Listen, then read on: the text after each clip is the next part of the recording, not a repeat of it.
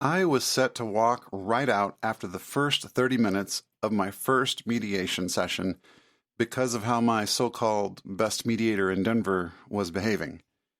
Mediator instructions, or lack thereof, coupled with sometimes odd behaviors from the mediator, is a topic that can complicate mediations, and it can be very confusing for first-time participants. I didn't end up walking out and eventually got to see why she was such a great mediator. But in the nick of time, I stumbled on the answer myself. Because it occurs so frequently and isn't a popular topic that gets discussed, today we're going to talk about it.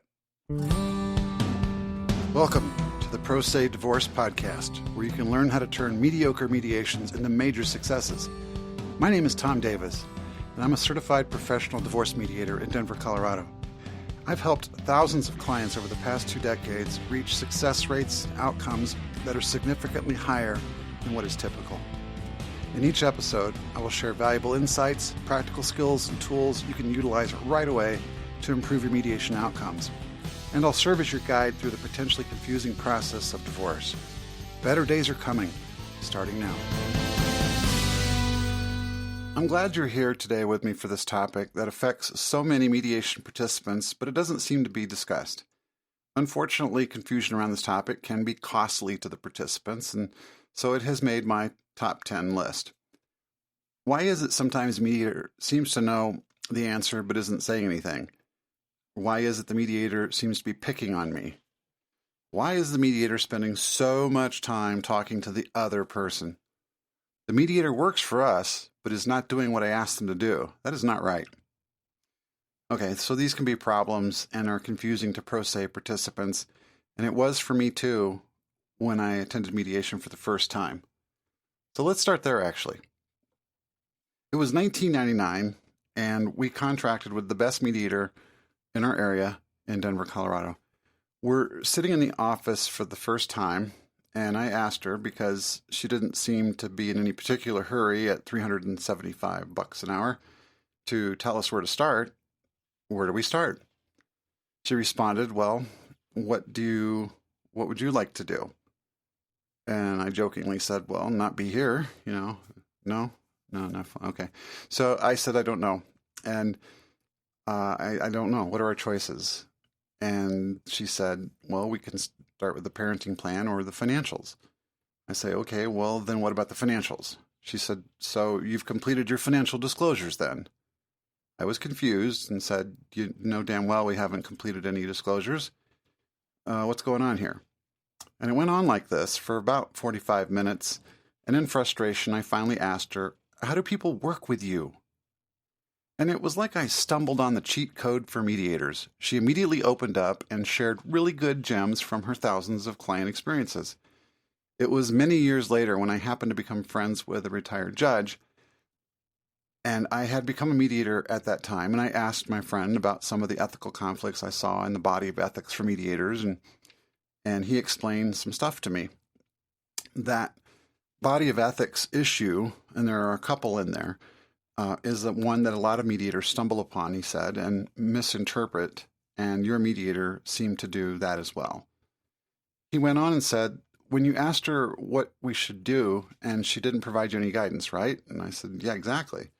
And then he said, but when you asked her what other clients do, how she works with other clients, she opened up and shared her knowledge, right?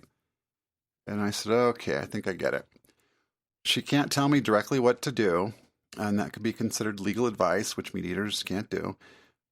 But she can share tons of information from her vast experience and actually be a really solid guide for us. And he nodded, to which I then asked the very next obvious question for me. Why didn't she just tell me that then? Why the cat and mouse game? He shrugged and said it happens with a lot of non-lawyer mediators. There is another issue in the body of ethics for mediators in Colorado anyway, that has since been modified. And it used to say something like, the mediator shall not participate, create, or, be a big part of the final solution or final agreement between the clients. It was an odd one. And because I immediately thought, well, wow, that's going to make it really hard to work then, because I don't know how to not participate, And And so this was one of the ethics. The other is you can't give legal advice. And there's a few things, and we'll get into some of these later. But the ethic that stumbled my mediator up, and it seemed to have stumbled others up, according to my judge friend, was there's one in there that talks about, not participating or telling clients directly what to do, which is what the current standard has been updated to say. Now, instead of saying the mediator won't participate or create any part of the final agreement, it says the mediator shall not make any substantive decisions for any party. There's a few problems that they're trying to mitigate there, and I believe in them. I don't think a mediator should tell anyone what to do. And I think that, obviously there are a lot of legal considerations that we're not trained for, to talk about the merits of a case, things like that. We may not fully understand how the deeper ramifications of complicated law things can go, but that's not my world anyway. I'm here to solve problems, that are reasonable for regular folks. I'm not here to unravel large corporate, entangled mediations. And so, there's still the problem though of you want people to be self-directed. And once I figured out how to communicate with my mediator, I got to see why she was so great. But it seemed like a chancy proposition for her to not proactively establish this with me at a point where I almost thought she was a bad mediator. We almost went with someone else. It was puzzling to me why she couldn't explain the ways to engage with her up front. This is just one example of how mediators can seem confusing, so I wanted to explore a little bit with you today so that you can access the most value from your mediator. There is more going on than is obvious with a mediation, to say the least. In addition to facilitating your negotiations, the mediator has to constantly monitor and manage the entire process so that it's consistent with their state's model standards for mediators, their personal ethics, their professional ethics, and the negotiation models and, all kinds of stuff. In Colorado, these are listed under the Colorado Model Standards of Conduct for Mediators. I'll leave a link to this PDF in the show notes. You can actually pull it down. I encourage you to look at it and get an understanding of what's going on behind the scenes there. It might be interesting to you. And if you're not in Colorado, then search for a similar standard in your state on your state court website, and you should find some helpful information about this topic. This is just one dynamic that can affect how your mediator communicates with you. So I encourage you to always check with your mediator too. If anything is amiss or you have questions or concerns, just check with them. Just be nicer than I was with mine, please. But yeah, if you see something that you're curious about, because there's definitely a lot more going on than what meets the eye and what meets the ears. So mediator communication can come at you in usually one of three channels or modes. There's mediator directions. These are compulsory. And if you do not comply with these, then the mediation is not going to occur. Mediator instructions. These are designed to help you on how to do something and not telling you what you should agree to, that kind of thing. You should follow these where at all possible. Mediator suggestions is the third one. And these serve to guide you towards success, but are not compulsory, and you can follow or disregard these. There can be great value in these suggestions, but if you just don't want to engage with a particular suggestion, that is up to you, and we can keep looking for another approach. If it's not clear in which mode your mediator is in, make sure you check and confirm. Not following a mediator direction will end the mediation in a hurry, for example. So it is true that you never have to legally do anything the mediator tells you to do. Right? We have no authority, no power over you. Nothing gives us the right, even ethically, to tell you what to choose or what to do. And so it's important that you understand that you do not have to legally follow anything the mediator says. All right. Always consult with your attorney or go your own path, but you don't have to do what a mediator says. And you can withdraw from the mediation. Like if you don't want to do the thing the mediator is requesting or directing, you don't have to do it. And you can withdraw from the mediation and maybe seek a more suitable situation for yourself. I just want to make it abundantly clear that even though the mediator says this is a direction, you have to do this, it's only so that they can control the mediation process, and they're not in control of you at all. So let's go through a few scenarios that can seem confusing, and I'll decode them a bit, so maybe it helps you to interpret them a little bit better, what's going on. Okay, scenario 1, mediator behavior. Mediator lays out what they need you to send to them prior to the mediation and set some deadlines or dependencies. Things like, I need to see the financial statements and tax returns at least 4 days before our mediation, or 7 days before our mediation. Many clients' interpretation of this is, I don't think the mediation is even going to be successful, so I don't see any point in going through all the trouble to share all this information. Or I'll just get to it when I can, and I'll pull it up if needed during the mediation. And so here's the decoded version of this. The mediator direction is there to get things done. So if you don't get this document to them, if you don't sign the agreement to mediate in time, if you don't do these things, the mediator can't happen. And so by not following the mediator directions, you can cause the mediator to spend a lot more time following up with you. Hey, where are those disclosures? Hey, are you going to get back to me on the thing? We got our meetings in 2 days. I haven't seen anything from you. And this is billable time, right? Usually. So, you're going to increase the engagement of the mediator, but not in a helpful way. And so, this can also lead to some other things too. Like if you don't get the documents in when you're requested, there may not be enough time to complete the disclosures amongst the group.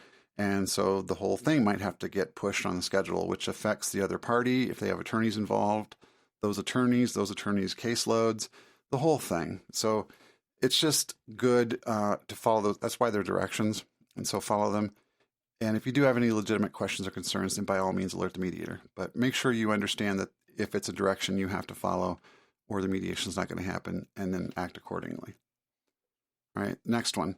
Mediator interrupts you when you're trying to tell your side of the story and asks you to wrap it up soon with your major point. Many clients interpret this as rude, and mediator's not interested in hearing my side of the story, obviously, and is clearly biased. All right, decoded. The mediator may not need to hear the whole story of every grievance you have right now, and is instructing you to modify your communication in an effort to guide you away from unproductive avenues. In fact, the longer you're allowed to go on beating that shame drum, for example, it can negatively affect the other party and harm the mediation. There is information the mediator should know at that moment, and you should only provide essentially what's being asked for in a concise way. You can tell the most recent or, most flagrant example of the issue, and then you can add, and there is a consistent pattern of this behavior from the other party, and I can share that when it's appropriate. Okay, next one. Mediator is asking me questions and seems to be leading me somewhere, but won't just spell it out, or it isn't even clear when I ask what I should do. Like I ask what to do, and the mediator isn't clear with me. Interpretation. The mediator either has no idea of what to do or know exactly what we should do, but isn't telling me. I feel like the mediator is just milking the time so they can get paid more. And if this mediator doesn't know what to do, why are we here? I'm better off seeing a lawyer who can tell me what to do. All right, decoded. One of the standards of conduct for mediators is for the parties to self-determine their outcomes. This means you decide. And it's in place so mediators do not tell someone exactly what to do, taking away that person's right, agency, and ability to self-determine what is best for them. And if the mediator is trying to lead you somewhere, maybe play along and see where it goes. There may be a lot of value there. All right, scenario 4. You're in a shuttle mediation where you and the other party are in different rooms or can't see or hear each other, and the mediator is going back and forth and is spending way too much time with the other person. And many clients' interpretation of this behavior is the mediator is legally required and is supposed to spend exactly the same amount of time with each of us. Clearly they're not. They're more interested in what the other person's saying. That person has more of the mediator's attention. I don't want to pay for that. Things like this. All right, so decoded, The mediator may need to spend more time where it's needed in order to satisfy the overall mediation outcomes. So one way to look at it is the mediator spends time where there's work to do. And so in general, we do try and should be splitting our time equitably and as evenly as possible. I think there's value in doing that so that it seems balanced and all that. I think that's right. However, in my experience, both parties aren't at the same level emotionally, same level, in terms of where they're at with the dynamics of the marriage, the finances. They have different sets of experiences, different sets of skill levels with different topics in the conversation, different fears driving them and things like that. And so they're not the same. And so when one person's dialed into the process and the other party is demanding more of your time, that's, it's a situation that we need to responsibly respond to. If we didn't spend that time with that other party, it would negatively affect the mediation as well. And so one person may be confused about the process, needs some coaching to stay away from the emotional or the past, things like that. And so the mediator may spend more time over there, and it actually takes longer to get those things out and across to the other person, and it can take up considerable time. And if we disconnect from that person, when they're in the middle of trying to figure out why we're talking about something, and I say, well, that's our time, I got to go, and that I didn't get anywhere productive, I'm now leaving that person in that state for the next 20 minutes or whatever, and that's not going to make things any better, especially when the person I'm with is like, well, where'd you get to? And I'm like, well, I had to come back because it was our time, So that just doesn't end up playing that way. So it can be a little frustrating knowing that the mediator is spending more time, and just know that that's where the work needs to be done, and you're probably getting a lot of value out of that mediator spending that extra time over there with that other person. Okay, one more. I have requested that we analyze the other person's lavish living expenses so we can talk about maintenance, or that we use my spreadsheet for the process instead of the mediator's tools, because, I think they're better, but the mediator is just hard declining, not interested. The client's interpretation could be, wow, that mediator is inflexible. They're a control freak. They're, again, trying to milk the time, make it take longer. My spreadsheet's already organized and loaded, and it's already way more efficient than the mediator system. This is costing us money, and I don't like that our mediator is arbitrarily forcing us to do some other process that's inferior just because he wants to be in control. This mediator works for us. All right, decoded. There are many potential reasons that a mediator decides to do this type of behavior. Sometimes there's control dynamics in a relationship that come into a mediation that parties have used to get their needs met during the relationship. Maybe one of the things someone does, drawing on real stories here, is to put a lot of work into the spreadsheet that shows all the details and thinks through everything basically to the most economical outcome before the mediation ever hits, and then presents it to the other person. And that other person, not being as financially savvy, finds it difficult to negotiate or discuss that because it's already there. The best answer has already been figured out. This person's just been left out of it. And so this becomes a bit of a control thing, right? So, hey, I do this, I get to nudge things the way I'd like them to go because we use my spreadsheet, we use my tools, I know how they work, I know how they work on the other party. So my job, one of the many things I have to do is make sure that there is as equalized of a power dynamic as possible and keep the parties in their roles as participants and not let them self-promote themselves to co-facilitator. So they get to direct when we do, how we do, what we do, things like that.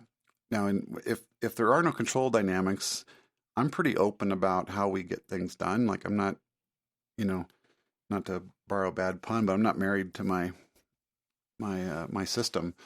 There are certain things we have to do, but like I've used client spreadsheets before, but when I sense there's a control dynamic, then yeah, I'm gonna shut that down. And because I'm not privy to all the different kinds of things that may be going on, one way a mediator can achieve the result is just by directing you both to a process that is foreign to both of you. And again, that might seem a little odd, but what it does is it strips away the control dynamics or minimizes them and puts you both on a more level playing field now. And so this might seem pretty odd to the person who's logically got the spreadsheet and it's going to work. But this is why a mediator might say, I appreciate you doing all the work there, but I really want to use the system that we have here. And so the other person can more easily participate. I'd like to build this data together rather than having it presented. And, the reason I'm saying that is because not because I'm imagining it, but because I'm seeing evidence of it, or I've been told in a private caucus with the other party, or I'm reading their reactions and getting confirmation during the mediation that this is a problem for them. And so that's why you may get some, conversation or behaviors from the mediator about that seems a little weird, and that can be off-putting, especially to the person who's trying to do what they've always done to get their needs met in the relationship. When I meet with clients, I take great pains to make it clear that I'm not trying to give them direction on what they should decide to do with their agreements. I give direction on the process, and I assist them in helping them make those decisions. I have participated in thousands and thousands of mediations, and so I have a lot to contribute. And I have to be very careful when I help parties to make sure they self-determine their outcome instead of getting lazy or getting put in a position where I'm just directing them on what to do and what to put in their agreement because it's just faster if I do it. What has worked for other clients may just be perfect for you, or it may miss the mark completely. So I need to be careful with my clients. And this can come across as hesitation or confusion or weird questions or submitting suggestions sometimes for, effect. When people have trouble forming potential solutions in certain situations, I may float a few odd suggestions sometimes just to, see what happens. Sometimes parties can indicate that this is precisely what they were thinking, or they may shoot me a concerned look because the suggestion so missed the mark. Now, that reaction gives me a lot of information to refine other potential ideas. So think of it this way. Think of it like we're playing a game of, the old game of 20 questions. You're thinking of the moon and are asked, is it bigger than a bread box? And you dramatically say yes.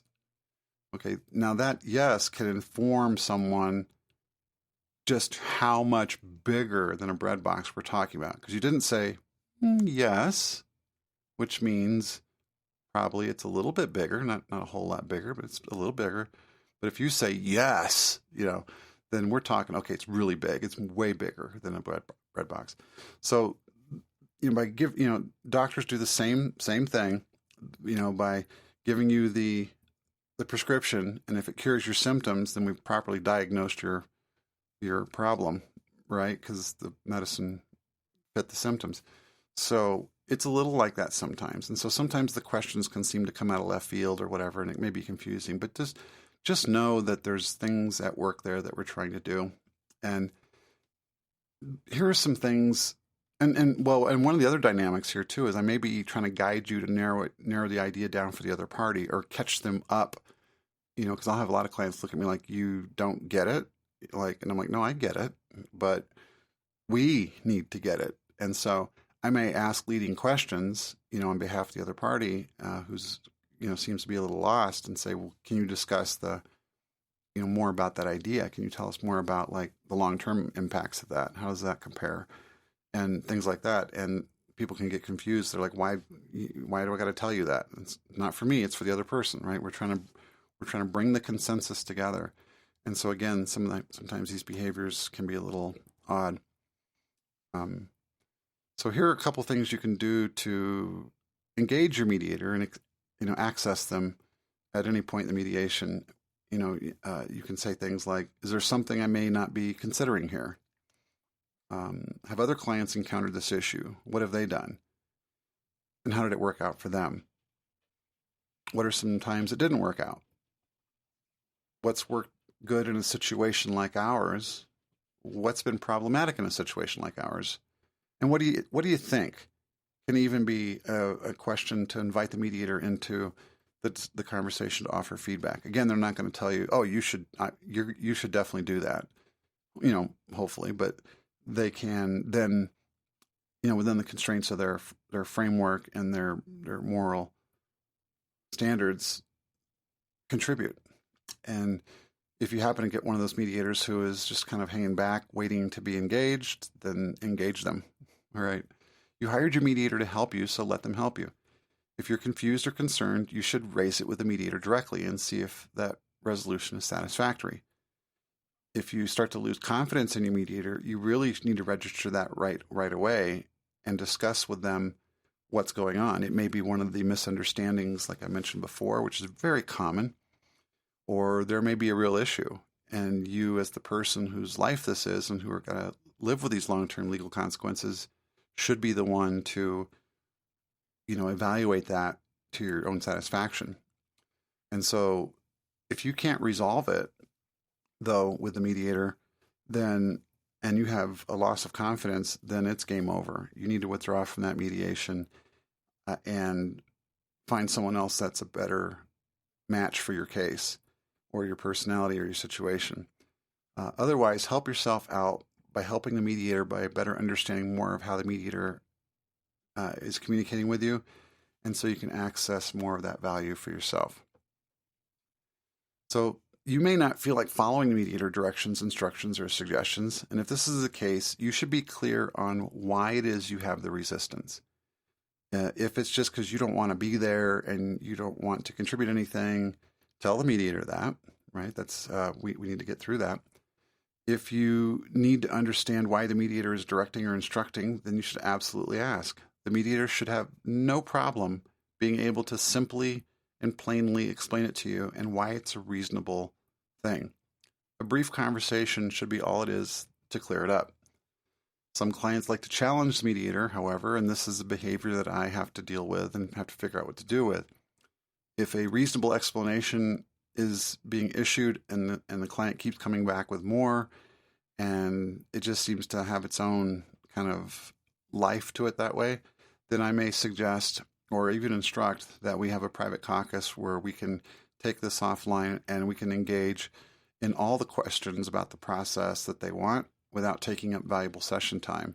This is a billable activity, so be prepared to receive an invoice for that time, but hopefully it's valuable and you've engaged the mediator for it. So, you should make sure that it's something that you want to get straightened out and that it is helpful and you're getting value for it.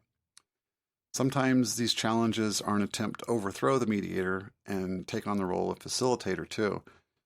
And I will quickly squash these every single time. If a client is behaving in a way where they're just trying to keep me off balance and push me around with these kinds of questions and things like that, then we'll either have to go to shuttle, we'll take a break for a day. If I feel like it's just not, we're not putting our good faith efforts into it, I may decide we're not going to be productive here, and I may cancel the mediation myself. I've done that in the past, so it is something to look out for. I'm always shocked when I hear stories from other clients about how parties have manipulated their mediators so far in the past. So it happens. But let's take a look at it from your side. Now, there may be times where you legitimately should assert yourself with a mediator and challenge mediator directions, instructions, and suggestions. These might include things like letting the mediator know, hey, we have a restraining order. We can't join that joint session. Or there's domestic violence in our past. I didn't want to bring it up together, but I don't feel safe being in the same physical room or even in a video conference with the other party. I have trouble advocating for myself and will most likely defer to what the other person says if you ask me directly what I think about their offer in the mediation. Well, I need to know that so we can manage that. I often hear this one too, financial matters confuse me. I'm not, it's not my area of expertise. And so, I'm going to need some help so I don't get lost or agree to something that I don't understand. And then, yes, absolutely, I need to know that so we can adjust the process. And there are ways to do it, again, to make sure everyone is up to speed, making an informed decision that's self-directed and with a level playing field. But it starts with knowing that this is an important issue for the client. I want you to understand that there is a tendency for the other party to coerce me in an attempt to, get at me outside of the mediation sessions. Yeah, I need to know that so we can deal with that. Or you may not really understand, you don't seem to understand that my real priority here is health insurance after divorce. So, all of these are basically pushing back on the mediator in different areas, in those different modes of communication. And, they may need to be addressed in order to keep things safe, keep things productive, and make sure that you are heard and we're working on the right problems and things like that. So engage your mediator and make sure you're comfortable with everything that's going on. You're basically submitting to their process as a mediator, because they have to control the process. We have to control the process, because that old axiom of the person who frames the issue wins the argument. The process you use is a big framing, which is why sometimes we have to take control of the process in odd ways to keep that level. So the mediator controls the process, but you control the outcome, and that's a good rule to remember. And together we're a team, with all of us having the joint responsibility to contribute and co-produce really a fair outcome for all. It's the mediator's job to establish and protect that process, and that may lead to some confusing experiences sometimes. But I hope that all this helps you to demystify things a bit and let you know there's more stuff going on, and encourage you to check in with your mediator directly when something does concern you. All right. So in our next episode, I'm going to focus on how not to kill your mediation with negative reactions. That's it.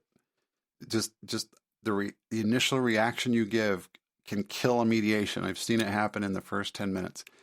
And so it's really important to understand why those behaviors are eliciting those responses from you, why you're giving them, right? And then what to do about it. And so there are definitely things that I'm going to go over with you to help you understand how that event, both in the triggering and the response of it, can undermine the whole mediation, and what to do instead. And it's really good stuff you can use outside the mediation as well. And I know you're going to find it helpful. This has been Tom Davis. Thank you for joining me today. Remember to protect every accomplishment you make together, and that setbacks are just wins in the making. Stay positive. The Pro Se Divorce Podcast is a production of Family Synergy Mediation. The information in these podcasts are opinions only and should not be considered legal advice. Visit myfamilymediation.com to learn more.